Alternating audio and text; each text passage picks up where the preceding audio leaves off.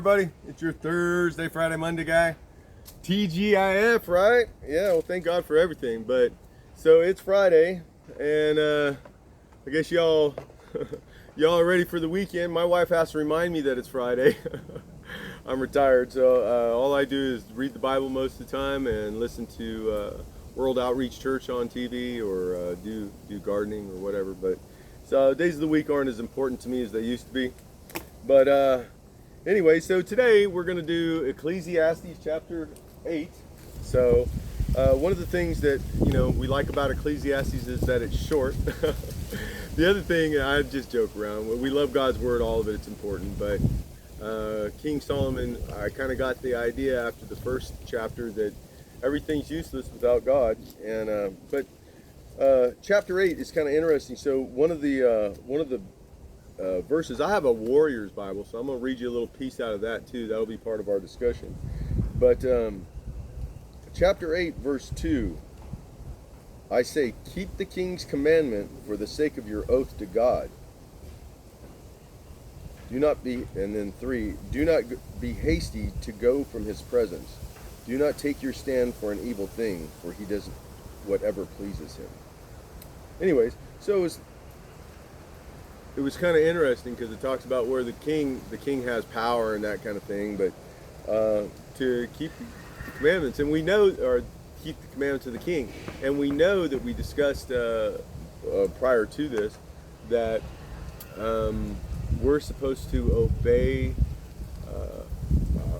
God, the man's law too. And so Paul told us that when he was incarcerated there, that he was going to go ahead and do whatever everybody told him to do, because he was going to obey man and let the people that were placed in those positions were placed there by God. And if God didn't want them in power, they wouldn't be in power. So we have to remember that when we're doing obeying the king's commandments. Now, we don't want to obey anything that's illegal and that kind of thing. So that gets into a whole nother philosophical discussion. But anyways, okay, so there is something I want to read to you, and this is a Warriors Bible. A lot of people who've gone through the Mighty Oaks program, they have this Bible. You can buy this Bible. It's just called the Warriors Bible. It's a standard King James Bible, but it also has, it's kind of for the military community. And I don't know, I know Mighty Oaks has a police segment to it as well. I qualified to go to either one, but I went to the military side, and that was good for me. But they have both, and I assume they give you some kind of, maybe the policeman's Bible or something like that, I don't know.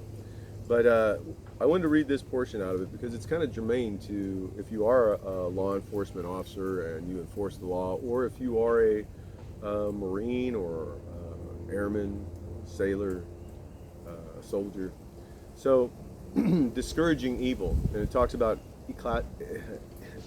Ecclesiastes 8:11.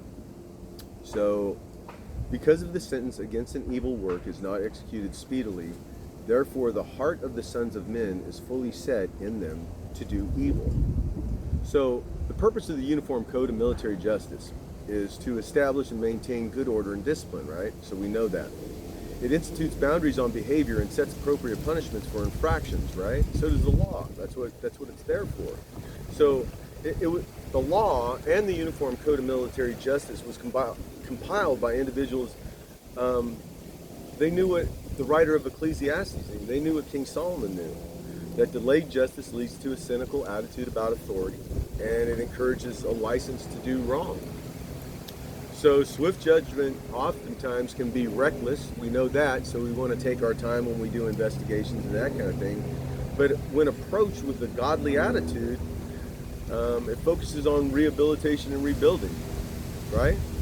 So we know that with some of the things that we can do is change our hearts.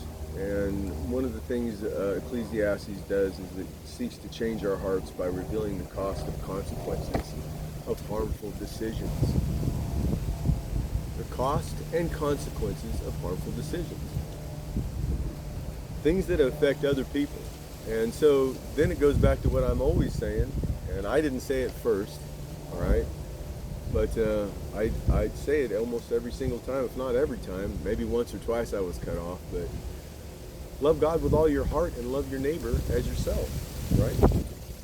So if you're doing that, I mean, a lot of this stuff can be avoided. Because how would you want to be treated, right? Yeah, it goes along with the golden rule, yeah, of course. But how would you want to be treated? Think about that for a minute. So it's important for us to obey the king's law, but it's also important for the king to be benevolent, to be understanding, and to also know that his time is not forever.